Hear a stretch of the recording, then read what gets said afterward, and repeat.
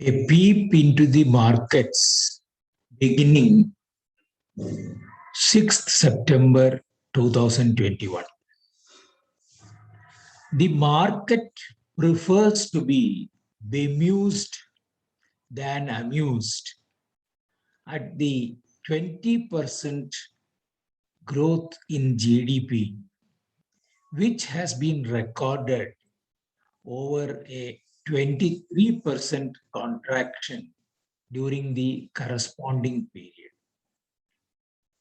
However, in the US markets, the dampener has been the much lower than expected addition to non-farm payrolls announced on Friday at 235,000 against a street expectation of 750,000.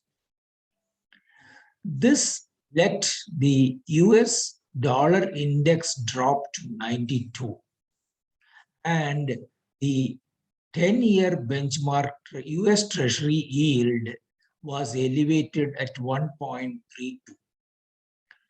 Gold breached 1,800 and closed at $1,833 an ounce. Brent crude was also higher at $72.61 per barrel.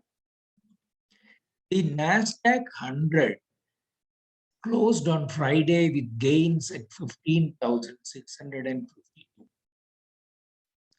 Amidst this, the Indian rupee gained over 1% week over week to close at 73.02. The nation's dollar reserves have shot up to $633 billion. But net of the addition of special drawing rights from IMF for close to $18 billion, week over week, there has been a drop by more than $1 billion in the reserves. With FIIs again turning to be net buyers for 1,783 crores in the first 3 days of the month. In the coming week, rupee could breach 73 and move closer to 72.60 by Friday. The Nifty touched an all-time high of 17,340 intraday, but retraced to 17,323 on Friday evening. Reliance was the biggest gainer on that day. The derivatives contract index, DAX, week over week has risen by 1 point to close at 14.5. The surfeit of liquidity world over is reflecting in the Indian banking system too, with more than 9 lakh crores being parked in the reverse repo window of RBI.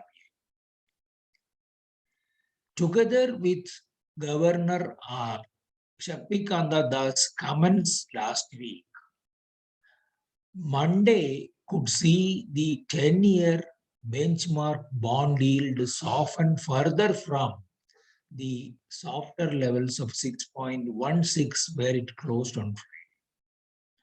The 3-year IRS levels have also softened by 7 basis points during the week, closed at 4.63.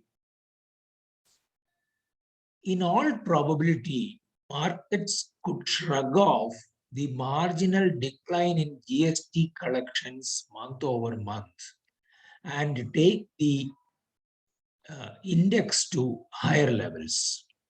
Have an interesting week ahead.